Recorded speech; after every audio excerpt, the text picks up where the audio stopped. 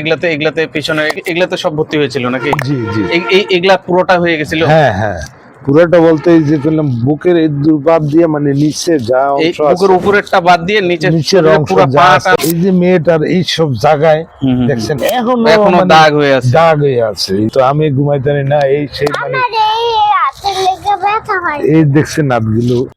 আসসালামু আলাইকুম। আজকে আমরা চলে এসেছি নারায়ণগঞ্জের সোনারগাঁওয়ের সাবিহার কাছে। এই সাবিহার পুরা বুক থেকে নিচ পর্যন্ত এতটা খারাপ অবস্থায় ছিল চুলকানি অ্যালার্জির জন্য, পুরাটা দাউদের মতো হয়ে হাত পা সব ভর্তি হয়ে গেছিল। শুধুমাত্র মুখটা বাদ ছিল, বাকিটা পুরাটা ভর্তি হয়ে গেছিল। তো চলুন ছোট্ট সোনামণি সাবিহার মুখ থেকেই শুনে আসি।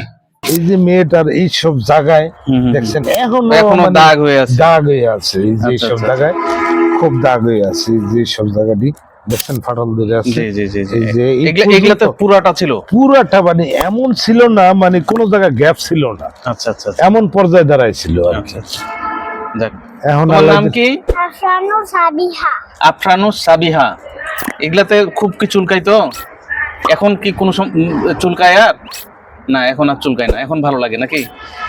রাত্রে যখন চুলকানি উঠতো বাচ্চা তখন কেমন করতো? আহা ভাই, তো না ওর মা থাকতো এক সাইডে, আমি থাকতাম এক সাইডে, তো দুইজনের লাইট তাইয়া মানে এমন একটা পর্যায়ে করতো, ওই কান্নাকাটি তো করতোই, জি জি। মানে আর মানে বিকট শব্দ মানে করতো, আমি ঘুমাইতে পারি না, এই সেই মানে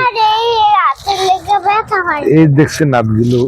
হাতগুলোতে এগুলোতে প্রচুর হ্যাঁ, পরিমাণে ছিল। এইগুলাতে তো পুরো গ্যাপ ছিল না। এই হাতের এগুলাতে পিছনে এগুলাতে সব ভর্তি হয়েছিল নাকি? জি জি। এগুলা পুরোটা হয়ে গেছিল? হ্যাঁ হ্যাঁ, পুরোটা বলতে এই যে করলাম বুকের এই বাদ দিয়ে মানে নিচে যা এই অংশ বুকের আছে, উপরেরটা বাদ দিয়ে নিচের শরীরের অংশ পুরো যা পাটা আছে, সব হ্যাঁ। ভর্তি হয়ে গেছে। সাবিহার কি খুব কষ্ট হইতো আগে? এখন কি আর কষ্ট হয় না? আপনি এই এর বাইরে ব্যাপার। কি আমাদের ওষুধ এটা ব্যবহার করার পরে বাইরের আর কোন ওষুধ ব্যবহার করেছেন? এর আগে অনেক ইউজ না, কিন্তু করছিলাম, এখন করেন কি কোনোটা? এখন কোনোটাই কোনোটাই করি করেন না। না। এটাতেই আল্লাহর রহমতে ভালো হয়েছে। হ্যাঁ, এটার উপর নির্ভর করি আর কি। আপনারা তো নিজ কানে শুনলেন সাবিহা কতটা কষ্ট পাইতো। তার বাবা মা দুজনের মধ্যে ওখানে শুইতো এবং কারোরই ঘুম হইতো না, এতটা চুলকানি অ্যালার্জির জন্য কষ্ট হইতো। পুরো শরীরে দাউদের ভর্তি হয়ে গেছিল, বিধায় এত কষ্ট পাইতো। এখন কতটা শান্তিতে ঘুমায় এবং কতটা খুশি আছে তা আপনারা নিজেই শুনলেন। এরকম যাদের সমস্যা আছে, চুলকানি অ্যালার্জি দাউদ একজিমার সমস্যা আছে, তারা নির্দ্বিধায় একবার হলেও এই তাহারা চর্মরোগ কিলার ব্যবহার করে দেখুন, ইনশাআল্লাহ কার্যকারী সমাধান পাবেন।